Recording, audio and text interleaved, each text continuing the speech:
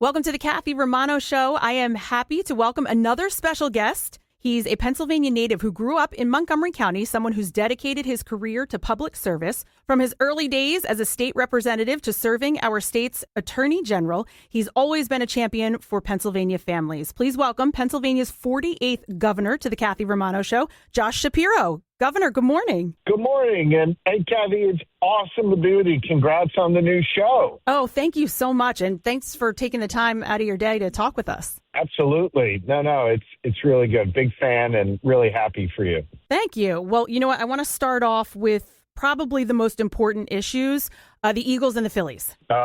Amazing. That game on Sunday was unbelievable. The two block kicks. These birds just figure out a way to win. And I got to tell you, Kev, I'm tired of people getting down on Jalen Hurts and down on this Birds team. Like, we just know how to win. We figure out how to win. I don't think we're getting the kind of respect outside Philly we deserve. And whether Jalen's handing the ball off or as he had to do in the second half, going through the air, this team just figures out a way to win. And God bless Jordan Davis, man. That last play was incredible. And what about the Phillies? You're a Phillies fan too, right? Huge. And, I mean, listen, their bats got so hot. This pitching staff is incredible. Our bullpen is finally firmed up. With Duran in the back, it just gives us, just this belief that if we got a lead going into the late innings, we're going to hold it.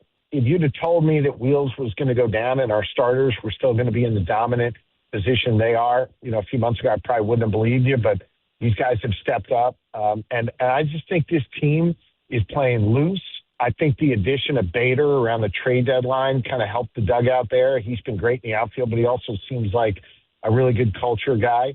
I just think this team is really going to be dangerous going into the postseason. And I hope they don't get cold during the bye week. That tends to not work out great for teams, but hopefully they can stay hot and take it forward. And I feel really good about the Phillies' chances. Do you ever get a chance to attend games? Do you have time for that? I don't have a ton of time to do it. I think I got to 2 Phillies games this year. I watch them as much as I can, oftentimes in the backseat of the truck with on the iPad. But I'm a huge Philly sports fan and I just love it. It's actually just a great, kind of mind release for me too. Just gives me a minute to reset and think about something other than work for a few minutes. So I love it. I am going to try and get down to the bank for the playoffs and bring the kids and try and enjoy our time down there. It's just going to be an amazing environment. Now, I think you're also a basketball fan. Did you play basketball? Huge. I would say that of all the sports, I'm probably the biggest basketball fan. The problem is the Sixers haven't given us much to cheer about. I did play in high school, and believe it or not, I played in college a little bit until I got cut midway through my freshman year. So I still hoop a little bit, although my wife is afraid of me getting hurt now when I go and play.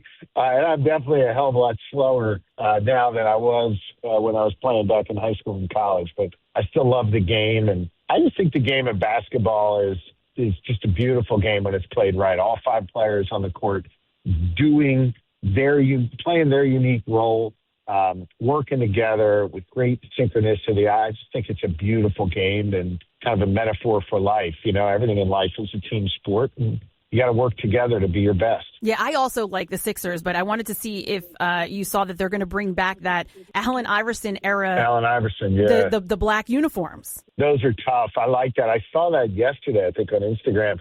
They look really, really, really good, and just reminds you of AI stepping over Ty Lue there. And, that team was just tough, and I think we need that tough mentality, and hopefully everybody will be healthy and we'll have that this year. How great is it that huge organizations like PGA and FIFA are bringing events to our area? It's big. I mean, FIFA having the World Cup here in Philly, the quarterfinals next year is going to be big. And it's part of just a litany of huge events that are coming to Pennsylvania for 2026. And why is 2026 important? Because it's the celebration of the 250th birth of this nation, right? And it all started in Philly. And so it's fitting that here in Philly, we're going to have the MLB All-Star Game down at Citizens Bank Park, FIFA World Cup, March Madness. We're going to have the PGA Championship just outside of Philly at Aronimink.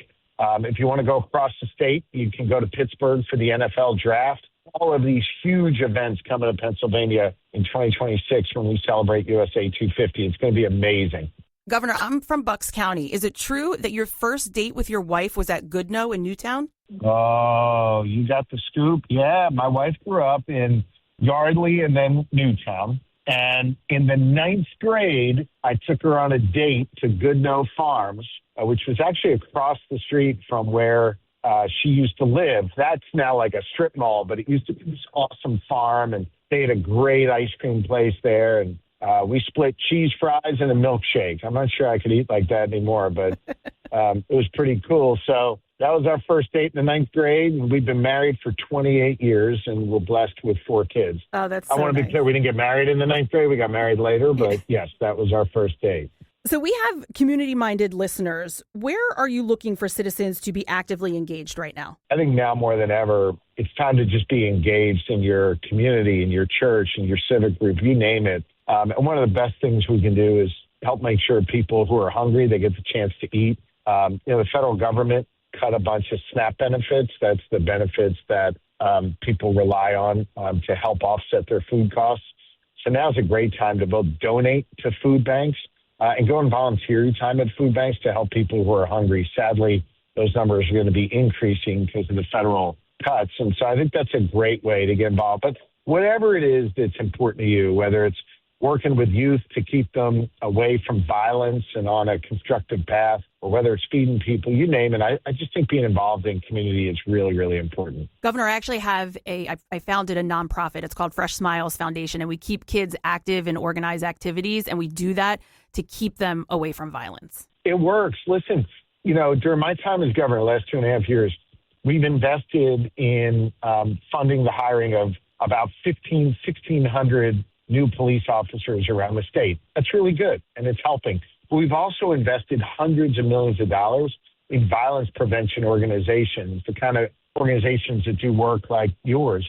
And as a result, we've seen a dramatic decrease in violent gun crime and in other crime across Pennsylvania. Now, any crime is not okay, and we've got a lot more work to do. But organizations like yours, the funding of more police and other things, all that works. And so I'm grateful for what you do every day. I'm grateful particularly for your focus on youth and keeping them on the straight and narrow. It really, really matters. Well, thank you very much. Before you go, one last question. What's something about Pennsylvania that would surprise us or that most people don't know? Man, I think people in the Southeast, right, in your listening area, in my listening area, right, I grew up there, I think they don't realize just how beautiful and mountainous, our Commonwealth is, how we've just got such extraordinary beauty in our outdoors. And so I'd encourage people, you can go an hour west and there's some amazing hikes and biking and trails, some amazing opportunities to get outside. And I think a lot of times folks in the Philly area don't appreciate just how close that is and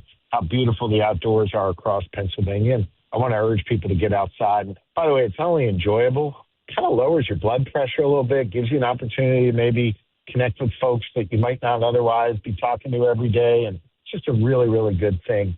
We started our conversation about sports. I think there's just a few things in life that allow us to break down the barriers that oftentimes exist. The politics sometimes leads to more division in our communities. And I think you're focused on 3 of them here: sports, music, and the outdoors. I think those 3 things give us a universal language and an opportunity to come together. And we need more of that. We've got all of it here in Pennsylvania. Great music, great sports, great outdoors. Yes, I couldn't agree more. And this isn't going to be a question. I'm just going to make a statement.